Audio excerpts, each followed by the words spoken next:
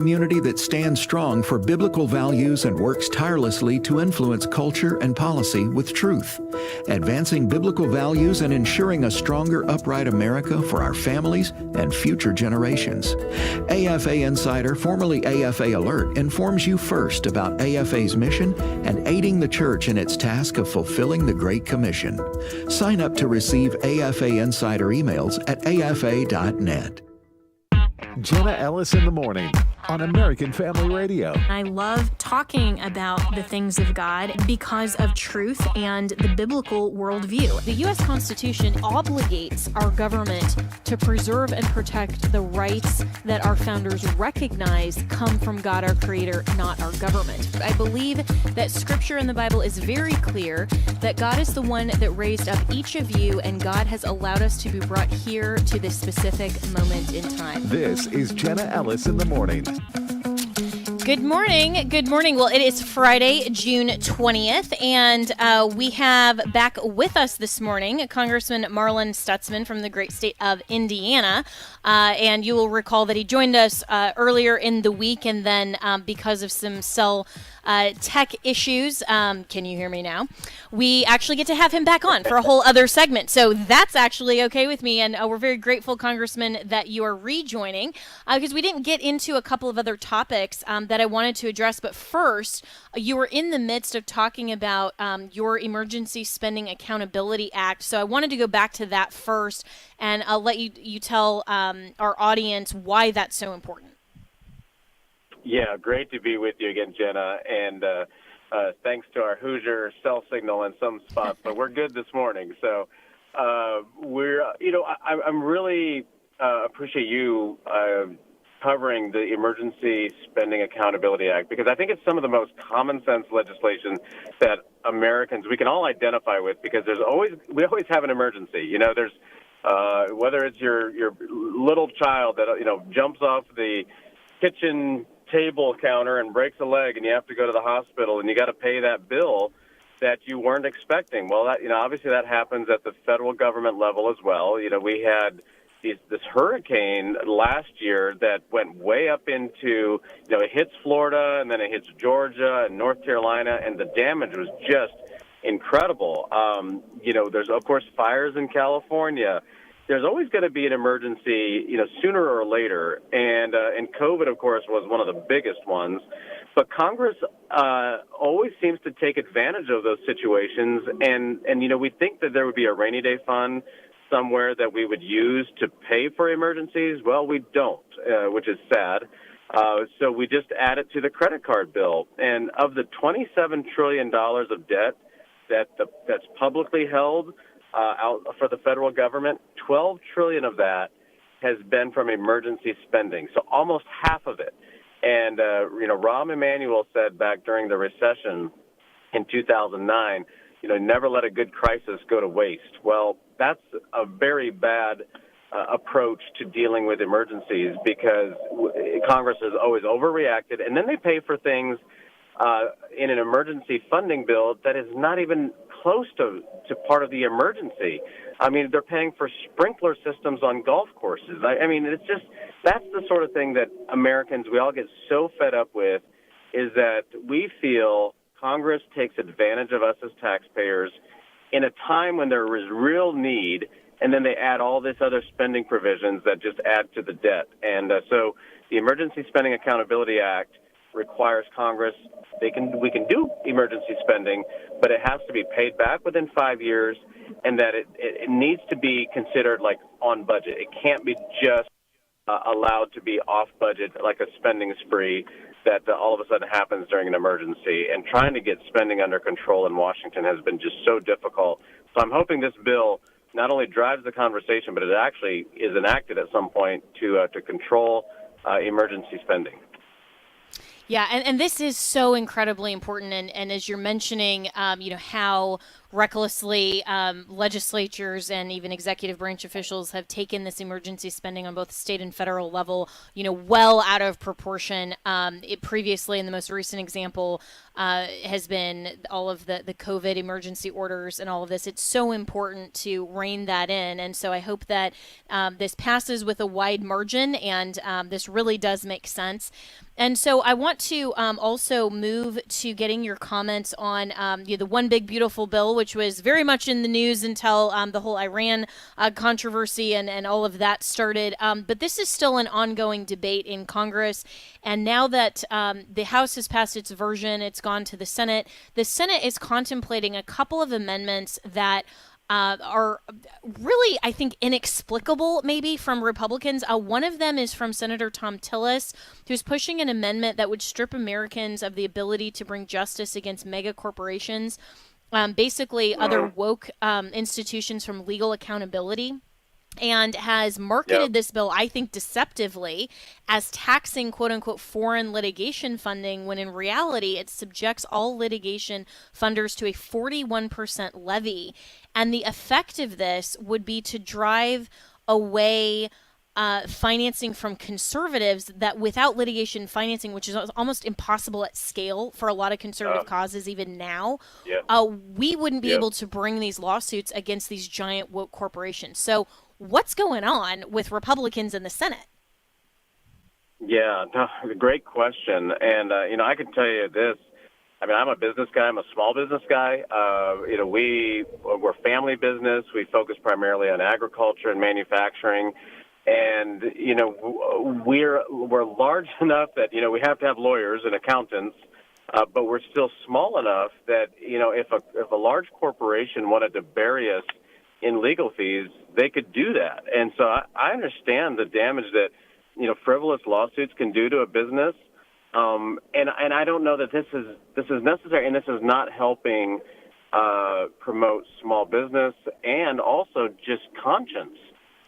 That's one of the things that oftentimes, we kind of, people want to shy away from politics because of ethics and conscience issues. People want to stay away, even some business sometimes. But we need Christians of faith and strong character to be in both of those arenas. And I love business, and I enjoy being in politics to fight for righteousness in both of those areas. And there's so many other people that are doing the same thing.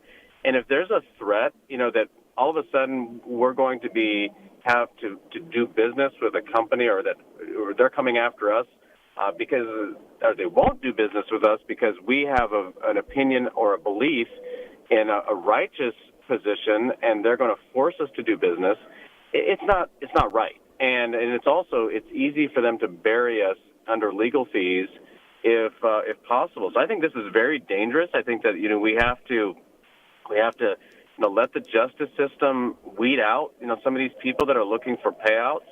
The one thing that our founders created with three branches of government is that we all have the opportunity to be heard in court, but we shouldn't be forced to do that and just continue to be drug along with all legal fees. And we know big corporations, especially woke corporations, that's one of their causes, and it can pull people into cases that they don't want to be involved in. Yeah, really well said, and I couldn't agree more. And hopefully, if the Senate is frankly stupid enough to pass this, that when it comes back to the House, the Republican conference in the House will be able to modify this or to in some way reject some of these things. How is that going to work? And do you think that there is stomach for the House to go against what Republicans in the Senate will have perhaps preferred? Well, I think our best champion on this, and a reason why I'm so supportive of Speaker of the House Mike Johnson, he's a constitutional lawyer. He has been part of so many different fights when it comes to religious freedom and to our constitutional rights and principles. I've got to believe that, I'm going to be talking to him about this. And I've got to believe that this is going to be kind of a deal breaker coming back to the House, that this is not one of the provisions that needs to be a part of the One Big Beautiful Bill, or any bill for that matter. because of the principles of it. So, I'm going to be definitely talking with Speaker Mike Johnson and other leadership to say, look, this is not part of conservative principles. It's not a priority, frankly, and it shouldn't be a priority. I don't understand some of the things that the Senate is doing right now. Senator Hawley is suggesting we raise the minimum wage to $15 an hour. I don't think as a small business owner, again, we don't need those sort of things. We need to be focusing on what's really important, and that's making sure we get our budget back in line, that we focus on the border. And I tell you, President Trump has done such a good job of just keeping us focused on the top priorities, and that's making sure that America is strong here at home, that we have a strong military, that we have a strong economy, and even under the circumstances with Israel and Iran, that we're being cautious, but also standing with Israel, which I think is really important as well. Yeah, and along those lines, and I'm speaking with Representative Marlin Stutzman out of Indiana's 3rd District there in Congress. There's been a lot of debate, even among the conservative coalition and the MAGA base, about interventionism, what the Trump administration and its view of supporting Israel in not allowing nuclear armament of Iran, and how a theological framework plays into this. I mean, it's very interesting to see that this isn't a debate among party lines. It's actually an in-house debate among the broader conservative coalition. How is this playing out? And as a Christian, what is your view on how we should look at whether or not we support Israel in this particular instance with Iran? Yeah, well, I don't know if you had the chance to see the Tucker Carlson, Senator Cruz interview. Yes. I thought that was such an unfortunate interview. And, yes. And look, I believe, just as Senator Cruz said, the covenant that God made with Abraham back in Genesis is the principles for us to follow. But let's even take it out. Let's take it outside of that, because let's say that it's even not biblically related, even though I believe that it is. But let's just simply look at it from this standpoint. What if Cuba was going to have a nuclear bomb? They were going to have a nuclear program. Would we, as Americans, stand for a nuclear Cuba? Absolutely not. I mean, with the Castro brothers down there, the dictatorships that we've seen in Cuba, the relationships that they have with them, we would not allow Cuba to have a nuclear bomb. And that was the Cold War. I mean, we should remember that we should learn lessons from that.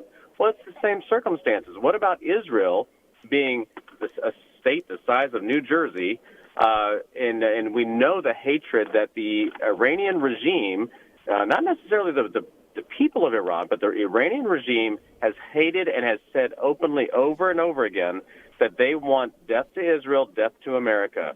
And the fact that they want a nuclear bomb, and we know that they're building a nuclear bomb, is why we have to support Israel to stop what could be ultimate disaster for themselves as a country. They want to say this is a preemptive strike. It's not. I mean, let's go back to October 7th. They were attacked. Israel was attacked by Hamas off the Gaza Strip. They were also attacked by Hezbollah. They've been attacked by the Houthis. Well, who is funding all of these organizations? It is Iran. And so this is not a preemptive strike. It's a reaction to what has happened over the last several years of Iran using terrorist organizations to attack Israel while they develop a nuclear bomb to do what they ultimately want to do, and that's to wipe Israel off the face of the earth.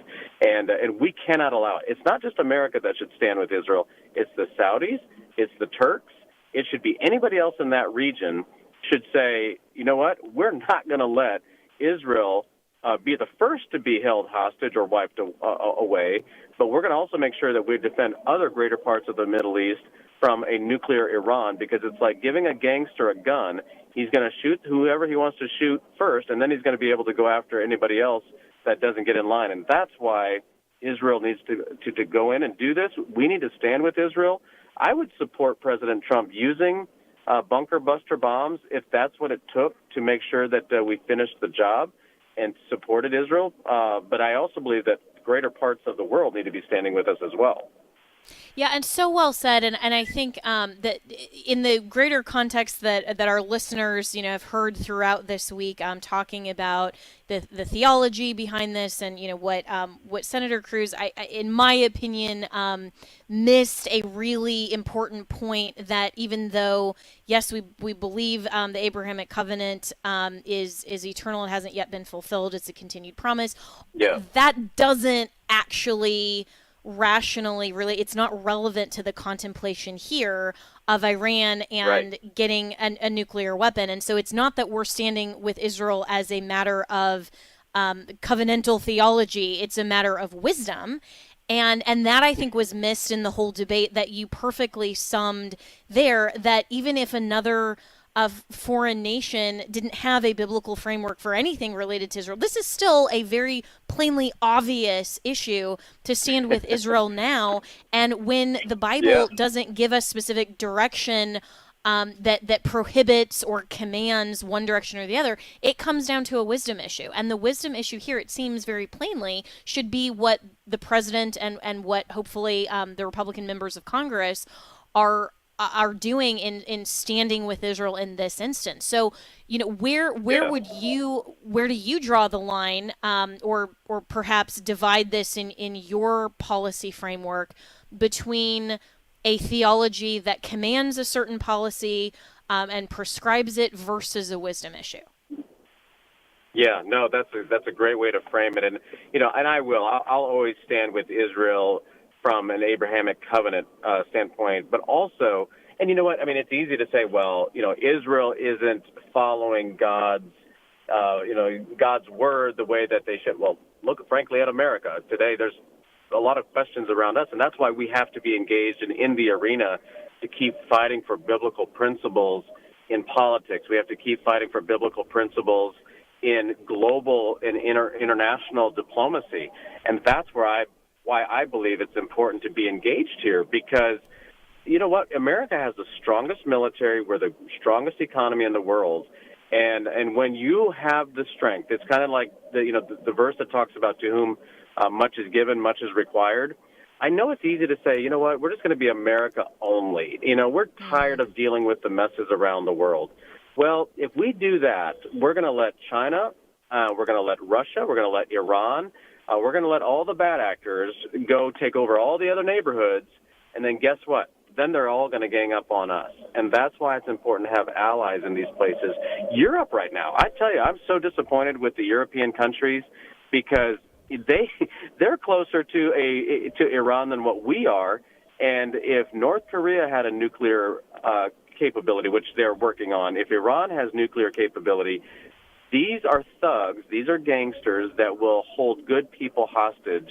And so, not only from a biblical standpoint, but from just a wisdom and common sense standpoint, to fight to protect good people is why we need to be involved supporting Israel.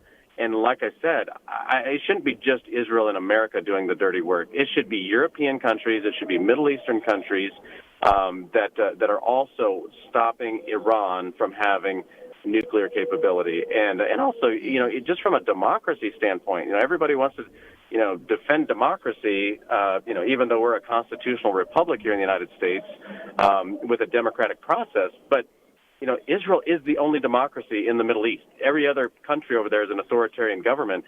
But, as I've mentioned with you before, after trips with Syria and to Saudi Arabia, these countries are coming towards the West because they do like peace and prosperity more than just a fighting and continuing to, have no economy that works. So I think that stopping a nuclear Iran actually creates an environment for that part of the world to hopefully and prayerfully move towards better principles and guidance there, rather than having a jihad and terrorist organizations training to not only take out Israel, but hurt the greater parts of the rest of the world.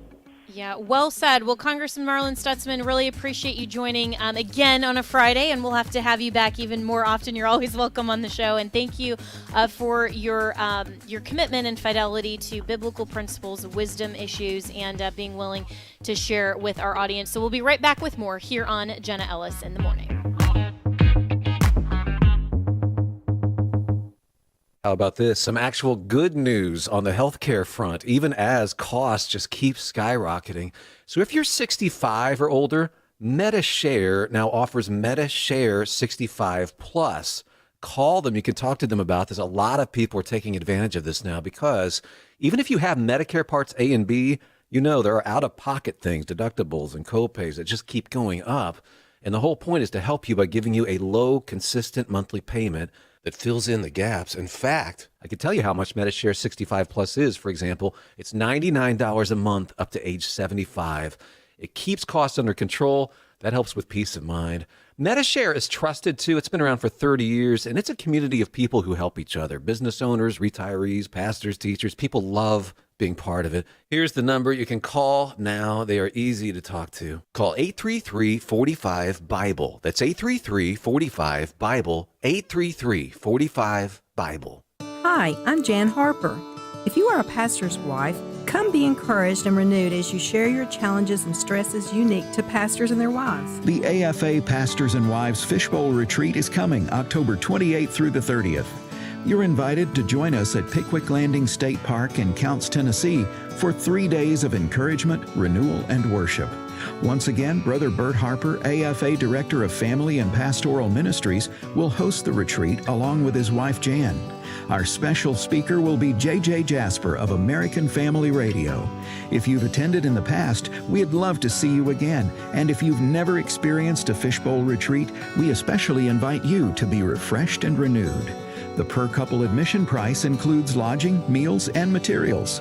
Visit repairingthefoundations.net to learn more and register. That's repairingthefoundations.net. The AFA Pastors and Wives Fishbowl Retreat. We'd love to see you there.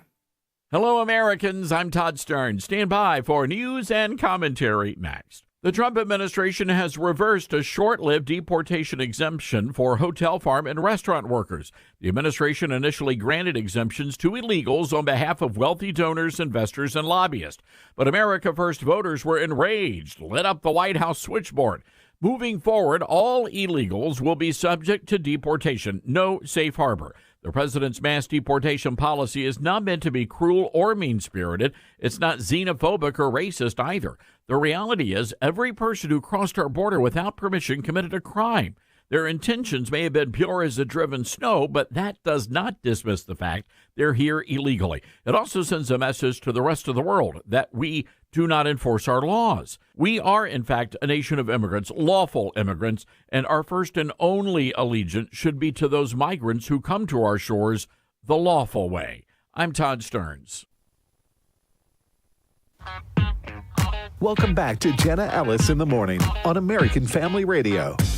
Welcome back. Well, a Florida federal judge has held Florida Attorney General James Uthmeier in contempt, civil contempt, for violating a court order related to a new state immigration law. So this judge had issued a preliminary injunction blocking the law's enforcement. This was duly ratified by the Florida state legislature, signed into law by Governor DeSantis, and somehow this judge thinks that a TRO was appropriate.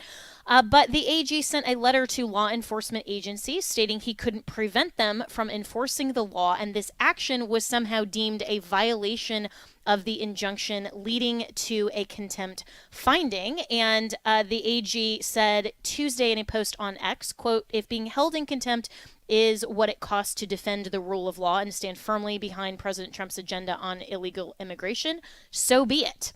Well, Attorney General James Uthmeier joins us now. And where does this stand? And I applaud you for standing for the rule of law against rogue judges. What do you expect at the show cause hearing?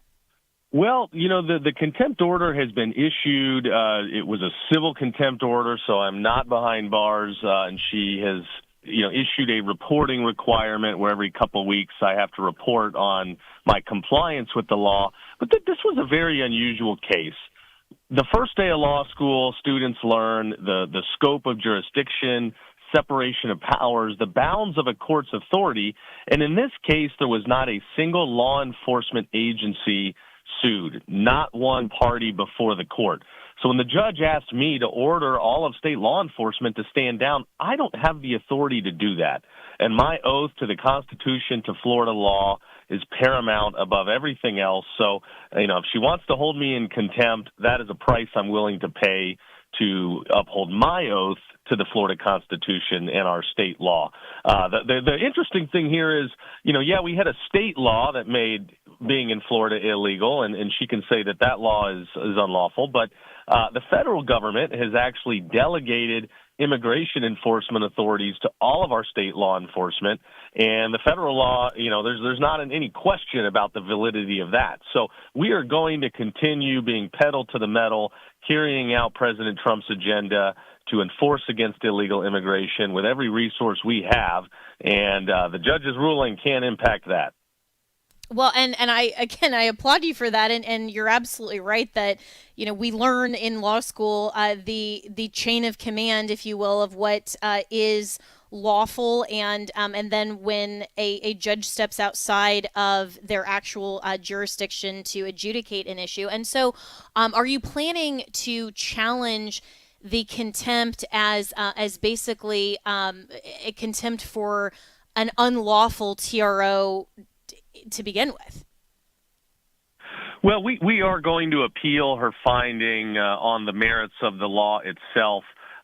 Haven't really fully reviewed the nature of the contempt order. I suspect, we won't waste our time with that. I can tell her every 2 weeks that we're following the law because we are following the law. There's no issue there. And the federal law authorities and delegations are going to give us all the resources and authorities we need to ensure that we are detaining and deporting illegal immigrants here in Florida. But the merits of the law, the state law, that is a longer view, important issue. I do believe states should have the authority and autonomy to protect their borders. Historically, the courts have said this is a federal government prerogative and that it is up to the feds to enforce against illegal immigration. But when you're in a situation like we saw in the Obama and Biden administrations where the federal government doesn't want to carry out its duties, I believe states should have authority to protect their own borders.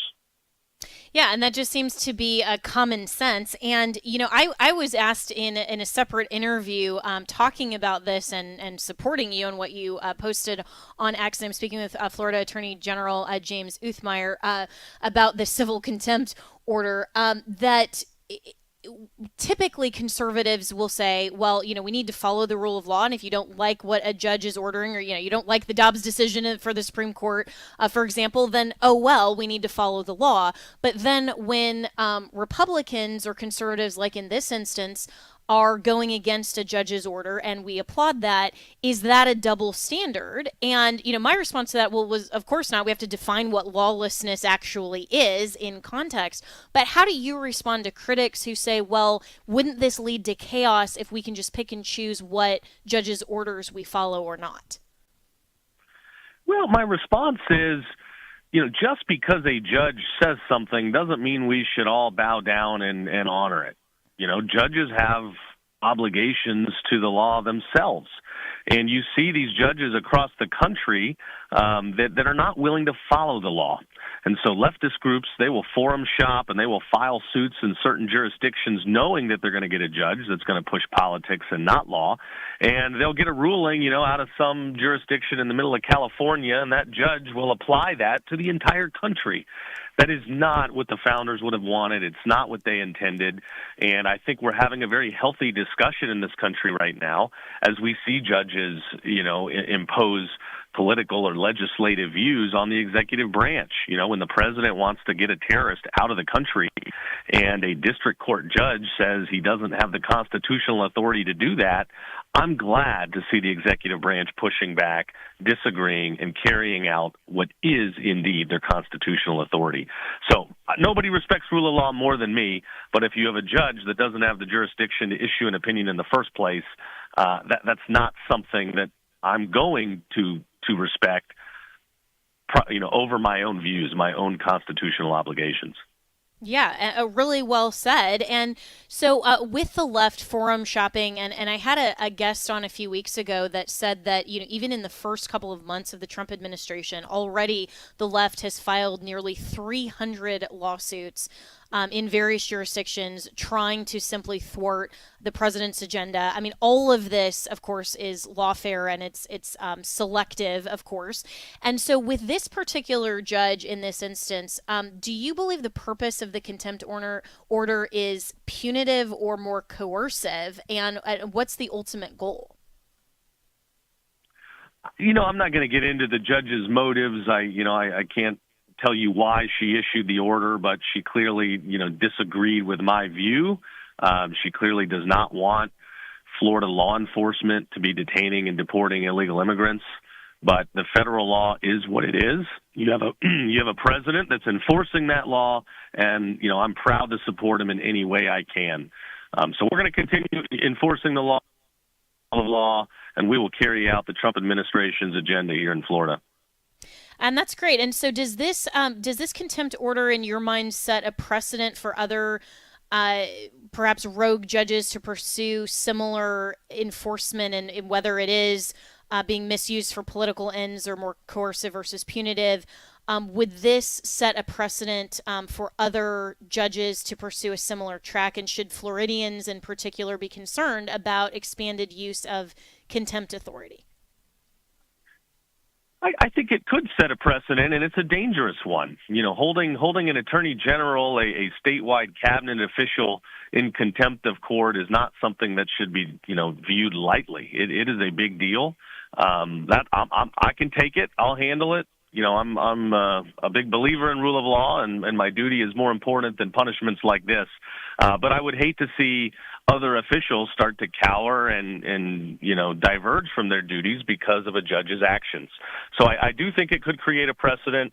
I hope it does not. I hope that our actions, our situation down here in Florida, will be a wake-up call to officials across the country to realize that we do have a problem, and separation of powers should protect officials that are engaging in political decisions, and where judges do not have appropriate legal jurisdiction, they should stay in their lane. Yeah. And final question, with this being overarchingly, supporting President Trump's agenda, supporting the law as it's and the policy, have you received any support or direct communication on this from the White House or Congress? I've received some communication from congressional officials and executive branch officials. I think people are supportive and appreciative for our stance down here. I think it's refreshing for a lot of people to see an official that is going to care more about the law than the possible or harm that could be inflicted. So down here, we'll take it. We're going to keep doing our job. We're going to keep following the law. And again, we're happy to support the federal government and its efforts to enforce rule of law and combat illegal immigration. It's important, and lives depend on it. Yeah, absolutely. Well, thank you so much for what you're doing, Mr. Attorney General. As a Floridian myself, I can say that I appreciate so much your efforts, the whole DeSantis administration, and all of the freedom fighters that we have standing up in Florida. It's a really great role model, I think, in Florida for other conservative states, and we really hope that your example paves the path for other red states to stand up and do likewise. So thank you so much.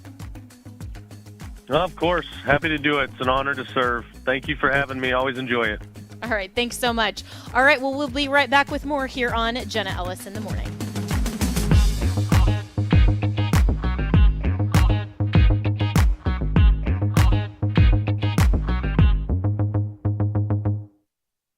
Hello, I'm Sam Rohr, president of the American Pastors Network, a growing national network of pastors committed to the authority of Scripture and preaching the whole counsel of God. We believe biblical obedience is the foundation for revival, and impacting our culture for Christ is our duty. For too long, the pulpits of America have been silent on the important issues such as marriage and family and assault on our liberty. Join us in the battle for truth on Stand in the Gap weekend, Sunday evenings at 6 p.m. on American Family Radio, and visit us at AmericanPastorsNetwork.org. Fostering and adoption is not a Band-Aid for infertility. Nope, it is a calling, and God can change the desire of your heart and make that so rewarding. It's the most beautiful, selfless thing. It's pure religion, but it's not a fix to I desire biological child. God has to deal with that in your heart separately. Hannah's Heart, encouraging couples through infertility and miscarriage. Saturdays, 4 a.m. Central on AFR or on the AFR app. This is Walker Wildman with AFR, and we're sending Bibles. Here's Michael with Bible League International. You know, one of the hardest things we do at Bible League now in our 87th year of ministry is tell waiting empty hands, you'll have to wait for your Bible. You know, we've spent the last few weeks telling you about the incredible move of God all over the continent of Africa. This is where Christianity is growing in the greatest numbers, and because of this, as many as 9 of 10 new believers are without Bibles. We have a great need, and whoever comes our way and is able to give us a Bible, it will be a great blessing. AFR listening family, you blessed 14,000 Bible-less believers to this point. Our goal is 16,000. We've got 2,000 to go. The need is so great. So at $5 a Bible, what is it for you? Is it a dozen Bibles for $60? Is it $150 for 30 Bibles? Maybe $500 for 100? Would you pray about it and call 800-YES-WORD? 800-YES-WORD. That's 800-YES-WORD. Or give it sendbiblesnow.org. Sendbiblesnow.org. The following is not an actor, but a real-life story from Trinity Debt Management. Hi, my name's Neil. I have some advice for you if you've been trying to break free from credit card debt. You can start by doing what I did. Get your bills together and call Trinity Debt Management. Trinity is dedicated to helping people like me become debt-free. When I called, my first experience was a feeling of relief. My counselor was kind, and best of all, she didn't judge me. In just a few minutes, she helped me figure out a plan that consolidated all my bills into one lower monthly payment. This substantially reduced my high interest rates and put me on the road to success. In the end, I saved thousands in interest, and today, my credit card debt is a thing of the past. If credit card debt has you down, call Trinity at 1-800-788-1813. My name is Neil. Take it from someone who's been there. Call Trinity and become debt-free for keeps. 1-800-788-1813. Welcome back to Jenna Ellis in the Morning on American Family Radio. Welcome back. Well, with Iran and Tucker v. Ted Cruz and all of the other things in the news, you may not have heard about the grooming gang scandal that The Economist is characterizing as a stain on the British state and involved a toxic combination, according to them, of victim blaming and misguided political correctness. So here to tell us all about this and the current state of affairs over in Britain is our good friend Raw Egg Nationalist, who goes by that moniker, of course, who is the author of the book, The Eggs Benedict Option. And Raw Egg, thanks so much for joining. And what in the world is going on in Britain? It's great to be back speaking with you, Jenna. Yeah, so what we've seen over the last couple of days is the release of the Casey report, which was commissioned in January of this year by Prime Minister Keir Starmer under immense pressure. So this is a report into grooming gangs in the UK. I'm sure the listeners are vaguely familiar with this, at least. This is the ongoing phenomenon. Groups of Pakistani Muslim men, mainly in the Midlands, so that's the middle of England and the north, in towns and cities, deliberately grooming, abusing, raping, and even murdering white British girls, you know, sort of from the age of about 10 years onwards up to adulthood. This is a systematic thing that's been going on for decades and decades. We've known about it. There have been attempts to raise awareness and to do something about this problem for decades. It's been ignored. It's been swept under the carpet. But now, with this report, then what we're actually starting to see, I think, is the dam breaking. And the report doesn't actually really tell us anything we didn't know before. So it confirms that these grooming gangs are indeed predominantly Pakistani Muslim. It confirms the scale of the grooming and abuse that took place. So this has happened to tens of thousands of girls across the middle and the northern regions of England.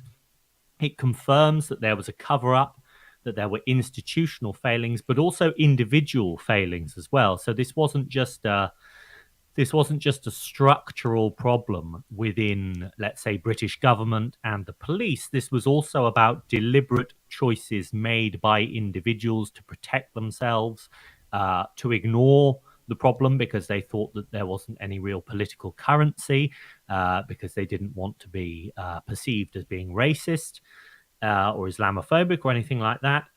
But what I think is crucial about this is that this is now finally, after decades in which, the problem was dismissed as a non-problem, as non-existent, as a far-right dog whistle or a sort of far-right talking point.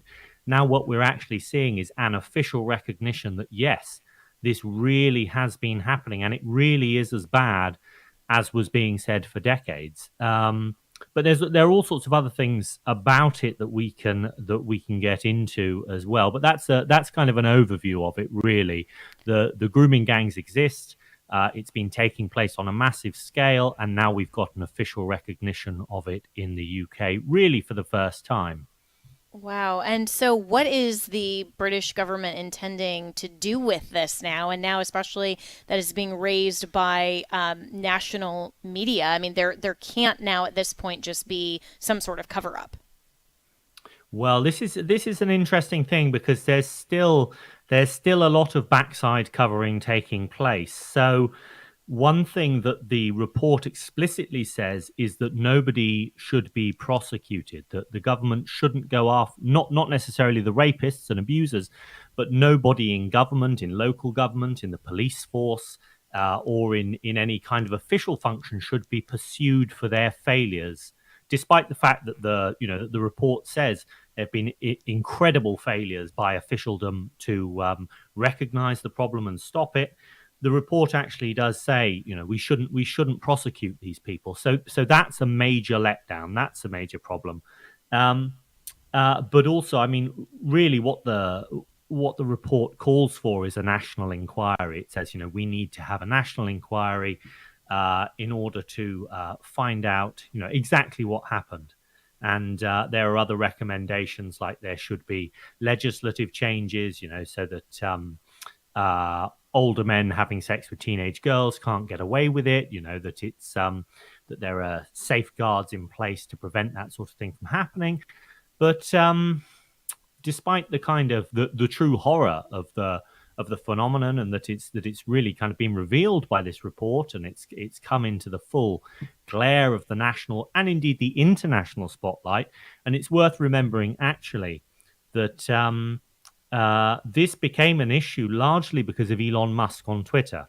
So Elon Musk, he's come in for a lot of criticism recently for his erratic behavior and, his spat with Trump and all of this kind of stuff. But actually, he was absolutely key in raising this issue and making it so embarrassing and so basically impossible to ignore that actually, the British government, Keir Starmer, the Prime Minister, had to commission this report. So the British people actually owe Elon Musk, I think, a debt of gratitude for using Twitter, for using his social media platform as a way of speaking truth to power.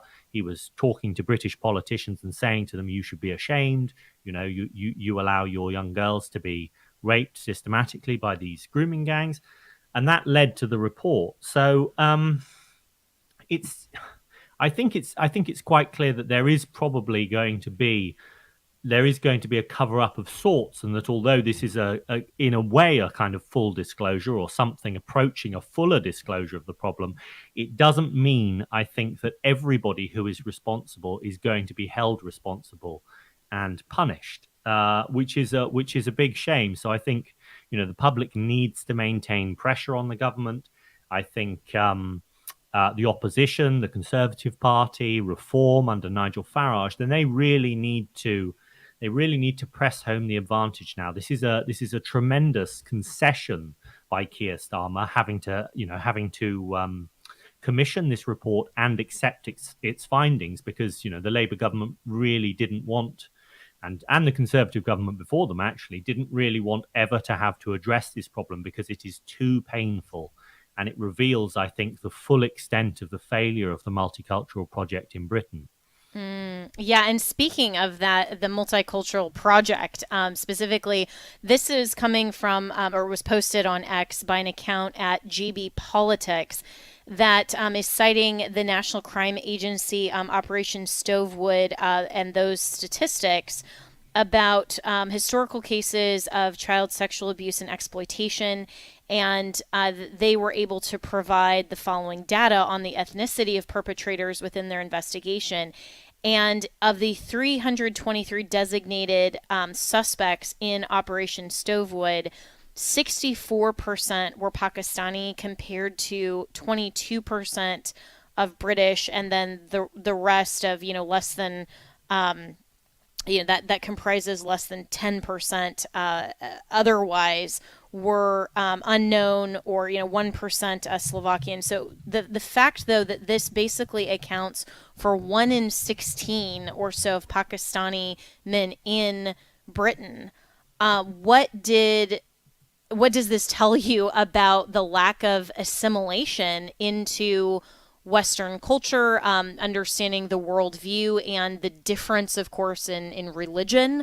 There's a whole host of factors here, but the fact that, this is basically 1 in 16, that seems really, really problematic, just from this whole, multicultural diversity, equity, and inclusion kind of framework. Yes, and in fact, actually, now is probably a good time to point out another of the deficiencies of the report, which is actually that it largely shies away from talking about religion. It talks about ethnicity, and it talks about the fact that, a vastly disproportionate number of the offenders are, in fact, Pakistani. But it doesn't actually make much mention of Islam. And, we know that there are particular doctrines in Islam. There's one that's especially reprehensible called "What the Right Hand Possesses," which is basically a diktat that you can take sex slaves as a Muslim man from among non-Muslim women, and that's been used, I think, as a justification to justify the behavior of these men. These girls are kuffars, they're infidels. They're white trash, they're not deserving of any kind of moral consideration. So that's an interesting thing, actually, that religion doesn't get foregrounded in this report, and I think it should be, as well as ethnicity. But yeah, what does this say about the multicultural project? Well, it says fundamentally that it is an abject failure. Pakistani Muslims have been in Britain since the end of the Second World War. They started coming over after the Second World War to do factory jobs in the Midlands and the north of England. And what did they do? They formed their own enclaves, their own ethnic enclaves in cities like Bradford, Manchester, and Leicester, and they kept to themselves. They never made any attempt whatsoever to integrate, and governments didn't attempt to force them to integrate, and so they didn't. And yeah, this is just, these are the fruits of 70 years of importing foreign groups who couldn't really be any more alien than they are, and allowing them to retain their kind of alien status within the country, and actually to continue to see themselves as separate from the rest of the population. There's a related question, which is actually, well, could you make people like this integrate? And I don't actually think you could. And I think that probably should have been obvious from the beginning, that you can't just import people from Mirpur, which is a very poor region of Pakistan where a lot of these people come from. You can't just import these people, and even if you try to educate them about British values and make them behave like British people, I'm not sure you could do it. But you certainly we shouldn't be surprised that after allowing them for decades to live like this in their own ethnic enclaves, and that they've basically been behaving like this and sort of like a kind of hostile alien population within the borders of England, and that is how they see themselves, as totally separate from white English people, from white English culture, and they look down on and despise the white people around them, and especially these young fatherless, usually girls who are kind of already set on a bad path in life. They're poor, they don't have guidance, they don't have protection, and they were preyed upon like helpless animals by these Muslim gangs, and have been for decades. So I think it's an abject failure. It couldn't be a more stunning indictment of the failures of multiculturalism. And I mean, the thing is, I don't think it just goes on in the UK either. I think there are probably similar cases taking place actually across Europe and the Western world, wherever you get these ethnic enclaves. And particularly, I think these Muslim groups from very, very poor places like Mirpur in Pakistan, which are extremely backward, have extremely backward sexual morality, and they're determined to maintain their customs, to maintain their way of life, and not to integrate. Yeah, and that's such an important point, that when we talk about immigrants, even legal immigrants, obviously there's a context of illegal here in the United States, and that's a whole other conversation.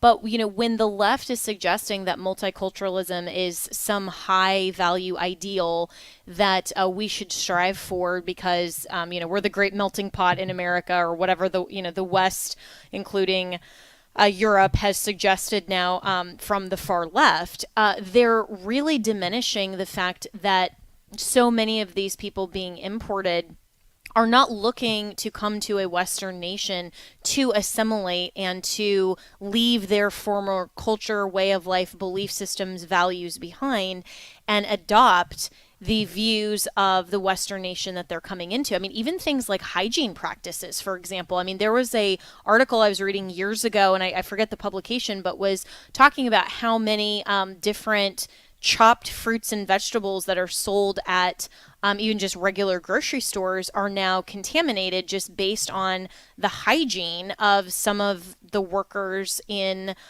who deal with, some of these products, and how that impacts overall the health and safety of some of these foods. I mean, even something that's that minimal comparatively with the overall sexual ethic of a population, or a diverse population. These things matter, and they need to be talked about, not because of the left screaming racism, or some of these other types of things, or you just we have the America or Western centric ethos. But it really does matter ultimately in terms of what society does a westernized culture, whether it's there in Great Britain or it's here in America. What is the standard for a moral and upright society? And we need to be able to have these conversations without just reverting to, well, you must hate all people who aren't part of your culture, or something that simplistic. So where does the conversation need to go from here when we're dealing not just with the concepts of illegal immigration like the Trump administration currently, but with this whole idea from the left of multiculturalism and diversity as if that's virtuous, when we're recognizing and we're seeing actual harmful effects? Yeah, I think that we finally need a dose of realism about the cultural compatibility of particular different cultures. It's one thing for a European country to receive immigration from another European country, and even that can be problematic. I mean, in Germany in the 1970s, for example, then large numbers of Italians ended up in Germany, migrating to Germany. And there were even problems there, and Germans and Italians, Germany and Italy are pretty close to each other. But even so, there are significant enough cultural differences between the two populations for there to be friction. And but it's a whole other thing, when you import a population from the other side of the planet, of different religion, where cousin marriage is the dominant form of marriage. In Pakistan, then you basically you're likely to marry your cousin, and then you're likely to have children who have rare genetic diseases. So I think what we need is we need some realism. I think we need to recognize that actually you can't just drag and drop populations of people from wherever on the globe into the US and expect them to be model US citizens, to expect them to assimilate. I mean, wherever you look in the US where this has happened, then you see the same thing with Minnesota, with the Somalis, wherever these people keep to themselves and it doesn't work.